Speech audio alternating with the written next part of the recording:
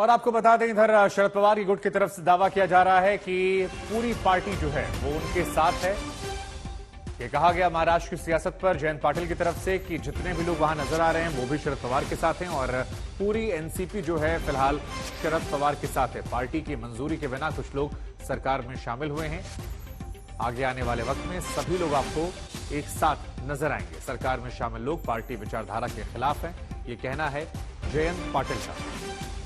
जयंत पाटिल की तरफ से जानकारियां दी गई और भी कि जितेंद्र अवार्ड जो हैं उन्हें नेता बनाया गया है और पूरी एनसीपी जो है वो फिलहाल शरद पवार के साथ है। हालांकि दावा अजीत पवार भी कर रहे हैं कि सभी लोग उनके साथ। अब कौन किसके साथ है ये तो वक्त बताएगा, लेकिन एनसीपी में काफी पहले से टकराव की स्थिति जो है वो दिख रही थी। तभी तो मई के महीने में शरद पवार ने अध्यक्ष के पद से इस्तीफा दिया था। बाद में माना गया कि पवार का शक्ति प्रदर्शन करने का स्टाइल था। इसके बाद शरद पवार ने प्रफुल्ल पटेल और सुप्रिया सुले को पार्टी का कार्यकारी अध्यक्ष बना दिया। तभी से अजीत पवार नाराज नजर आ रहे थे। हम आपको बता दें कि टकराव जिनमें शरद पवार अजीत पवार के बीच इतनी बड़ी खाई खोद दी कि भतीजे ने बगावत कर दी। जरा देखिए, समझिए इस रिपोर्ट में।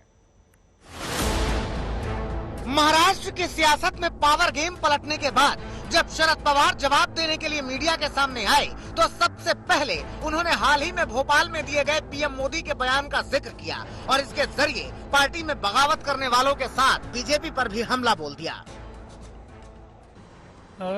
एनसीपी इस भ्रष्टाचार में शामिल है, ये जो आरोप उन्होंने किया था। मंत्रिमंडळामध्ये राष्ट्रवादी कांग्रेस मुझे खुशी है कि आज त्यांनी शपथ दिली। एनसीपी के कुछ सहकारी याचा अर्थ उनको शपथ दी गई है। त्या संबंधीचे त्यांनी केलेले आरोप हे वास्तव नव्हते। इसका मतलब ये कि जो मोदी इस मामले में जो आरोप कर रहे थे पक्षाला वो वास्तविकता से दूर थे। त्यांनी आरोप केले होते त्या सगळ्यांना मुक्त केलं और इस सब के वजह से इन आरोपों से प्रधानमंत्री मोदी ने मुक्त किया है। तो क्या शरद पवार ये बताने और जताने की कोशिश कर रहे हैं कि अजित पवार के साथ साथ जो भी नेता शिंदे सरकार में शामिल हुए हैं दरअसल वो भ्रष्टाचार के मामलों में जांच से डरे हुए हैं? शरद पवार का इशारा कुछ भी हो, लेकिन इससे भी बड़ी बात तो ये है कि पार्टी में जो टूट हुई है उसका खाका एक दिन या एक घटना से तैयार नहीं हुआ है, बल्कि बीते 2-3 महीने से एनसीपी में लगातार उठापटक का दौर चल रहा है। ये तस्वीरें 2 मई की है, जब अपनी पॉलिटिकल बायोग्राफी के विमोचन के मौके पर 82 साल के शरद पवार ने अचानक एनसीपी का अध्यक्ष पद छोड़ने का ऐलान कर दिया था। पवार के इस फैसले ने खलबली मचा दी थी। उस दौरान तमाम नेताओं ने शरद पवार को मनाने की कोशिश की, लेकिन अजित पवार ने उस वक्त भी शरद पवार के फैसले का सम्मान करने की बात कही थी। लेकिन 3 दिनों के भीतर ही शरद पवार ने न केवल इस्तीफा वापस ले लिया, बल्कि पार्टी के नए अध्यक्ष के चयन के लिए कमेटी के गठन का ऐलान कर दिया। ऐसे में सवाल उठा कि अध्यक्ष पद से इस्तीफे के पैंतरे से शरद पवार ने आखिर क्या पाया, आखिर किस मकसद को पूरा करने के लिए उन्होंने ये कदम उठाया। जानकारों की माने तो अजीत पवार के बीजेपी के साथ जाने की खबरों के बीच ये शरद पवार का अपनी ताकत दिखाने का तरीका था और इस ताकत का एहसास उन्होंने तब कराया जब अजित पवार को किनारे कर उन्होंने सुप्रिया सुले और प्रफुल्ल पटेल को कार्यकारी अध्यक्ष बना दिया। इसके बाद से लगातार अटकलें लगाई जा रही थी कि अजित पवार कभी भी एनसीपी का साथ छोड़ सकते हैं, लेकिन अजित पवार ने एक कदम आगे बढ़कर पार्टी को तोड़ने की तैयारी कर ली।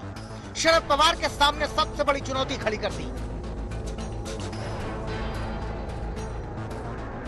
ये पता चल जाएगा लोगों को कि पार्टी के कुछ विधायकों ने ही अलग भूमिका ली है, क्योंकि जिनके नाम आए हुए हैं जिनके नाम आए हुए हैं उन्होंने ही आज मुझे संपर्क किया हुआ है और मुझे कहा कि मुझे बुलाया गया और मेरे सिग्नेचर लिए गए हैं, लेकिन हमारी भूमिका उनके साथ जाने की नहीं है, ये उन्होंने खुलासा किया हुआ है। अजित पवार के साथ गए हुए कुछ विधायकों ने मुझे फोन करके कहा है कि हमारी भूमिका वो नहीं है। जनतेच्या समोर त्यांनी मांडण्याची आवश्यकता।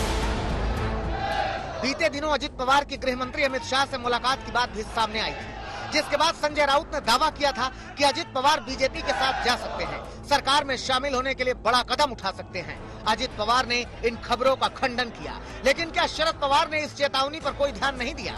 अब शरद पवार फिर से पार्टी को खड़ा करने का दावा कर रहे हैं, चुनावी लड़ाई में दम दिखाने की बात कह रहे हैं। आपको याद होगा कि 2019 के विधानसभा चुनाव के पहले भी यही स्थिति दिख रही थी हे काम केलं कि मेरे यहाँ से लोग छोड़कर जा रहे हैं, आमची संख्या ही मोठ्या प्रमाणात वाढली। लेकिन फिर भी मैंने पार्टी को बनाया और आपने देखा होगा कि 2014 के मुकाबले 2019 में हमारे ज्यादा विधायक जीत कर आए और आज भी वही स्थिति है। मेरी भूमिका अभी यही है कि कल मैं यशवंतराव चव्हाण की समाधि का दर्शन लूंगा और उसके बाद पूरे महाराष्ट्र में घूमकर जनमत बनाऊंगा, लोगों का मत बनाने की कोशिश करूंगा। अब लड़ाई सिर्फ चुनाव की नहीं है, लड़ाई पार्टी की भी है, पहचान की भी है और सियासी सम्मान की भी है। जाहिर है कि ये जंग महाराष्ट्र के सियासत में नए रंग दिखाएगी। चुनाव में किसी को बड़ा फायदा, किसी को नुकसान पहुंचाएगी। साहिल जोशी, दीपेश त्रिपाठी और ऋत्विक भालेकर, मुंबई आज तक।